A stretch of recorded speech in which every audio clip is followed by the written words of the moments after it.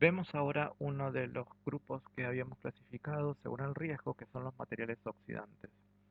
Para entender bien las implicaciones en seguridad e higiene de los oxidantes, tenemos que entender primero antes una relación entre tres factores. Estos tres factores constituyen lo que llamamos triángulo de fuego. Son los tres elementos necesarios para que haya una combustión.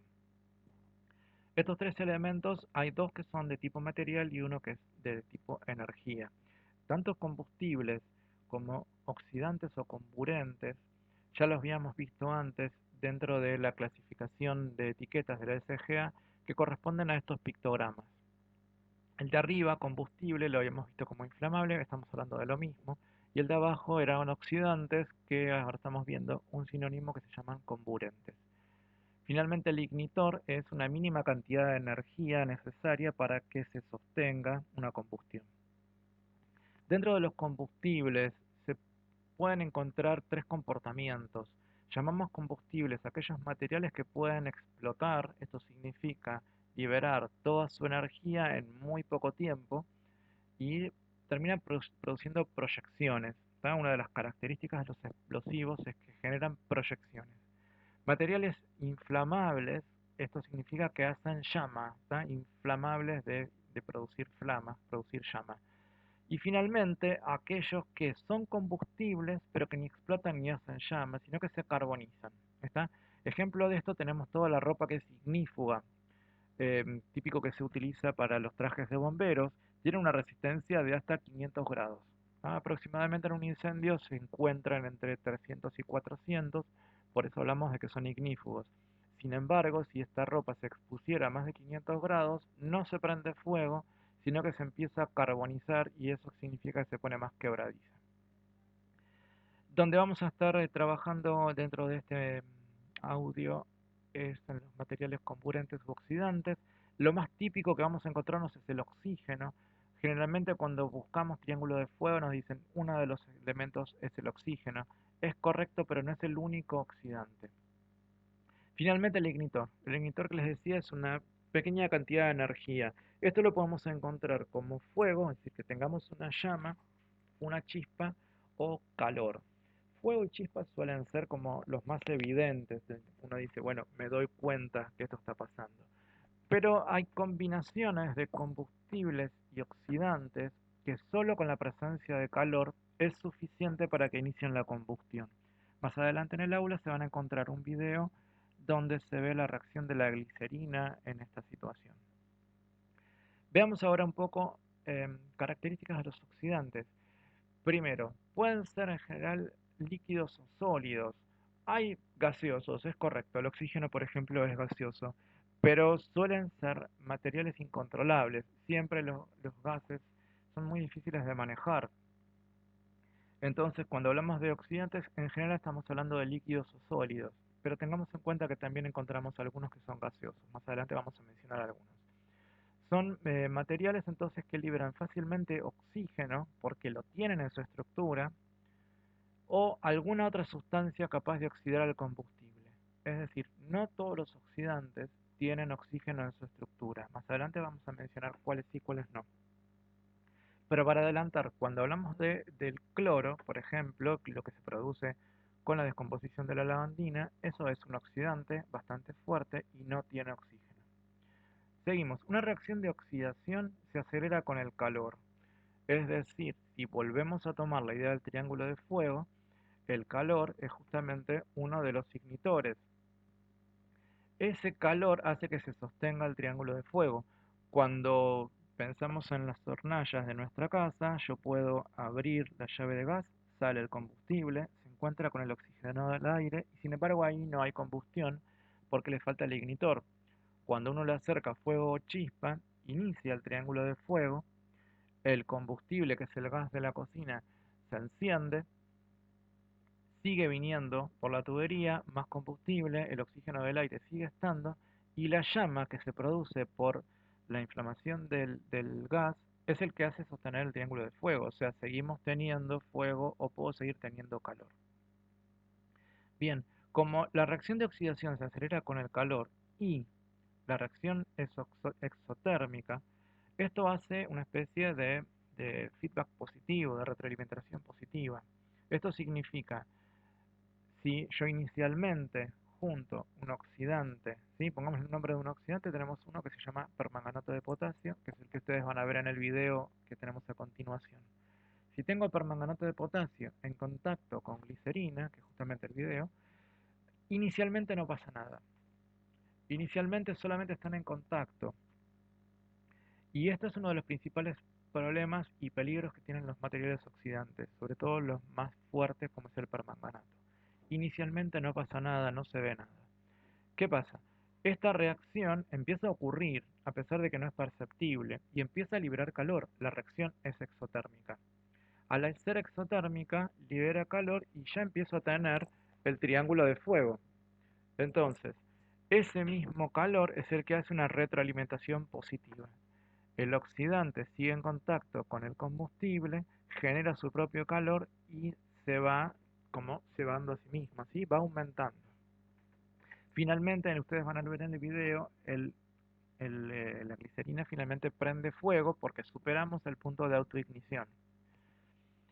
Ahora, ¿qué diferencia hay de que haya un oxidante o no en un determinado espacio? ¿Sí? Por ejemplo, tenemos en un almacén, en un depósito, eh, cajas con permanganato de potasio. Bueno, ¿qué diferencia hay si llegara a prenderse fuego el material que tenemos en el almacén? ¿Está? Simplemente las cajas, por ejemplo. Cualquier material que sea inflamable. ¿Qué diferencia hay que esté o no el oxidante presente? Bueno, el hecho de que esté el oxidante puede hacer que el fuego sea más intenso. ¿Tá? Facilita la presencia de fuego. Hace que se quemen más fácilmente sustancias que normalmente no se queman fácilmente en el aire. Está, por ejemplo, si tengo glicerina y punto de ignición estoy muy por debajo, la glicerina espontáneamente no se va a prender fuego. Hasta podría llegar a calentarla levemente y que no le pase nada. Sin embargo, en contacto con el oxidante a temperatura ambiente, finalmente se incendia. Y también puede producir que los materiales combustibles se quemen espontáneamente sin la presencia de fuentes de ignición obvias como una chispa o llama, y esto es a causa de esto que les estoy contando, que solamente el contacto de oxidante con combustible, ya eso genera calor. ¿Tá? Acá estamos diciendo, bueno, no tengo fuentes de ignición obvias, porque las chispas y llamas las veo. Bueno, el calor no lo veo y sin embargo está presente. Y lo que tenemos son incompatibilidades de almacenamiento, o sea, ¿qué precaución tengo que tener? ¿Dónde no puedo poner un oxidante? La mayoría de los materiales oxidantes pueden producir mezclas explosivas o muy inflamables cuando se combinan con materiales como materiales orgánicos, ¿sí? Con contenidos de carbono alto, como puede ser papel, madera, líquidos combustibles inflamables, grasas, ceras, muchos plásticos y textiles. Todos estos para nosotros son materiales que reconocemos como inflamables, ¿sí? Uno reconoce que el papel y la madera son inflamables. La madera, por ejemplo, no es tan fácilmente inflamable. O sea, yo puedo tener una madera quebracho, que es genial, es buenísimo, da un montón de calor. Puedo tener pino, no da tanto calor, pero no importa, es madera. Le pongo una llama encima, la madera no prende. O sea, la madera no prende fácilmente. Sin embargo, en presencia de un oxidante, podría ser que al contacto con la llama se encienda. Así que yo tendría que tener una distribución en un depósito de modo que los oxidantes no estén en contacto con estos materiales. También metales finamente divididos, eso significa polvo de los metales o virutas, ¿tá? En un lugar donde se hace pulido de metales o torneado o perforación de metales, se generan metales finamente divididos, virutas o polvo. Entonces uno tendría que tener la precaución de que no esté en contacto con los materiales oxidantes. Otras sustancias oxidables como hidrógeno, compuestos de sulfuro, azufre, amoníaco, compuestos de amoníaco. Bien, hay una lista que es un poco más extensa que estoy poniendo. Todo esto lo encontramos en las fichas de datos de seguridad. Cuando uno tiene que fijarse si un depósito está bien diseñado, las fichas de datos de seguridad es sumamente importante. Uno tendría que buscar en la zona de incompatibilidades con qué no tiene que estar cerca.